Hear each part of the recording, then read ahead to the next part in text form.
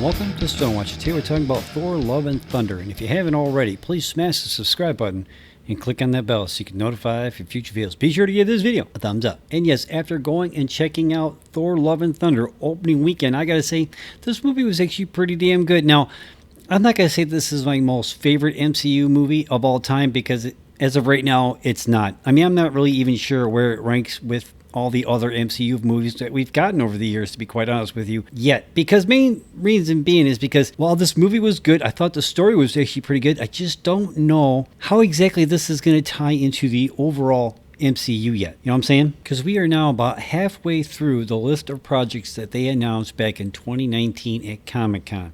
Right? I mean, we got 6 movies in so far. We're about 6 or 7 Disney Plus shows so far into that announced slot of stuff that we are going to get. And I still don't know what the overall story is going to be yet. You know what I mean? Because we got the multiverse thing going on from Doctor Strange and Spider-Man No Way Home. We got the time variant thing going on with Loki, right? And I don't know if What If kind of ties in, because they said it wasn't going to, but there was a lot of things that seemed like that they threw in Doctor Strange too. So I don't know whether or not if What If actually ties into the main story of the MCU yet. They said it wasn't, but so far it kind of seems like it is. And not to forget to mention the things that they introduced in the internals, like with the Celestials coming back to judge the Earth and everything else. So how's that all going to tie in to what we've got going on so far in Phase 4? You know what I mean? Now, Kevin Feige said in an interview that soon we're going to know where they're going with this. There's going to be something that's going to show us this is the direction that we're going in.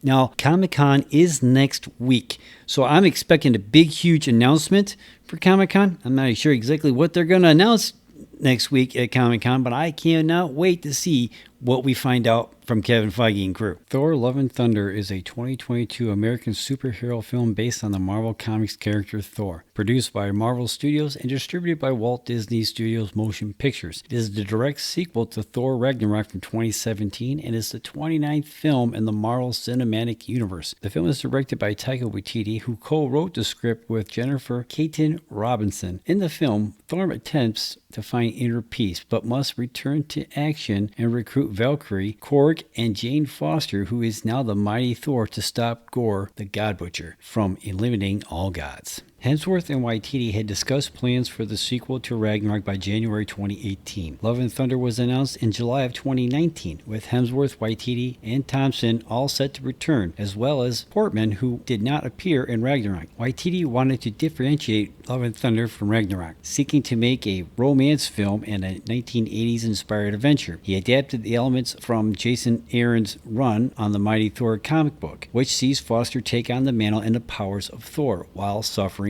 from cancer. Robinson joined to contribute to the script in February of 2020. Further casting was revealed later that year, including the appearance of Guardians of the Galaxy. Production was expected to begin in late 2020, but was delayed by the COVID-19 pandemic. Filming ultimately began in January 2021 in Sydney, Australia, and concluded at the beginning of June of 2021. Thor Love and Thunder premiered at the El Capitan Theater in Hollywood, California on June 23rd of 2022 and was released in the United States on July 8th of 2022 as part of the Phase 4 of the MCU. The film received praise for its lightheartedness and cast performances, particularly those of Bale and Portman, but was criticized for its tonal inconsistency and screenplay. Starring in this movie, we have Chris Hemsworth, Christian Bale, Tessa Thompson, Jamie Alexander, Taika Waititi, Russell Crowe, and Natalie Portman, just to name a few. Coming out of opening weekend, Thor Love and Thunder is sitting with a Rotten Tomatoes score of 68%, with 315 top critics so far reporting in.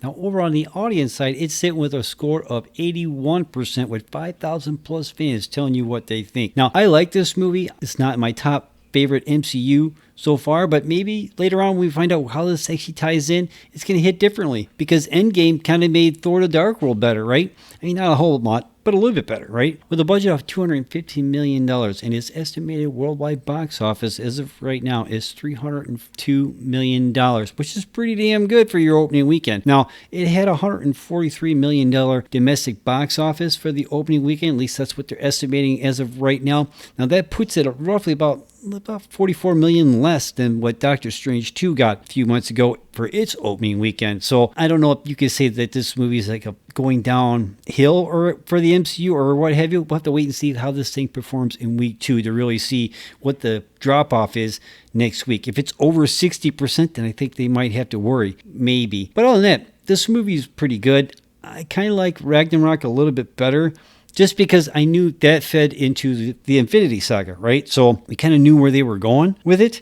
But this one, we really don't know. I mean, we do know we're going to get a Thor 5. I mean, with that credit scene that pretty much sets up the next movie, or at least a fight between Hercules and Thor, right? That's definitely going to happen. I mean, it's clearly being set up at the end of this movie. So I don't know. Again, I like this movie. I don't know where I'm going to rank it in my overall MCU rankings. I'm going to have to think about this for a little bit. And maybe after it's out on Disney Plus in a few months, I can go watch it again. Then revisit it and like, oh, you know, that movie's actually a lot better than I thought. Now, I think Taika Waititi did a pretty damn good job in this movie. And I also seen some people online saying that, you know, how he's leaning a little bit more into the funny on this movie than he did in Ragnarok. Now everybody's all worried whether or not what his Star Wars movie is going to be all about. And then he made some joke doing an interview with Natalie Portman about, hey, I'm going to do a Star Wars movie. Do you want to be in a Star Wars movie? And she's like, I was already in a Star Wars movie. He goes, oh, yeah.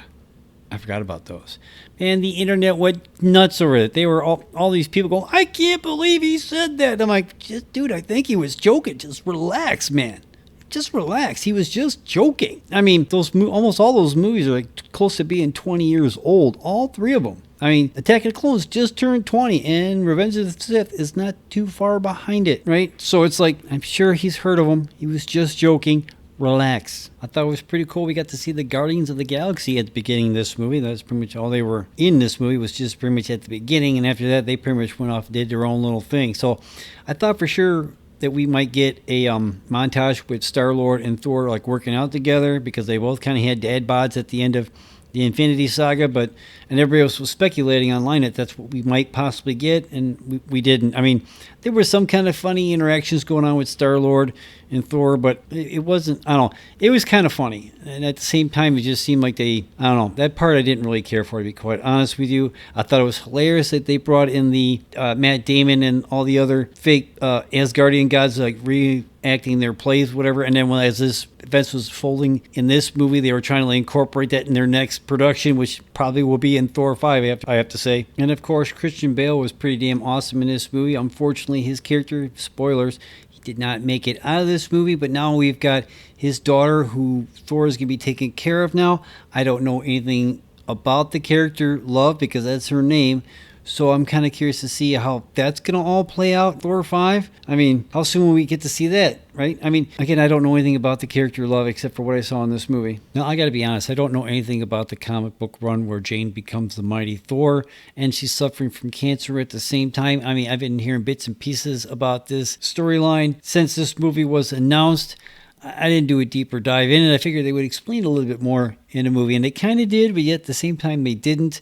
I mean, it was cool to see Kat Dennings come back and reprise her role as Darcy, trying to console her friend because she's got cancer. I thought that was kind of cool, and I still say I want to see Darcy and Agent Woo in a Marvel's X-Files type show. Disney, make that happen. I mean, that was awesome during WandaVision. I still want to see them guys pair up again in some other shape or form. Maybe that's just me. So overall, all I got to say is I like this movie. I had a lot of fun with this movie. I laughed a lot with this movie, and I can't wait to see how this ties into the overall MCU. So did you go see Thor Love and Thunder at the theater? Let me know in the comments down below. Where does this rank with you with all the other MCU movies we've gotten so far? Let me know in the comments down below. And where does it rank with you with the overall MCU? Let me know in the comments down below. And now you are just confused about Phase 4 as I am? Let me know in the comments down below. I mean, I like this movie. I can't wait to see it again. So let me know what you think in the comments down below.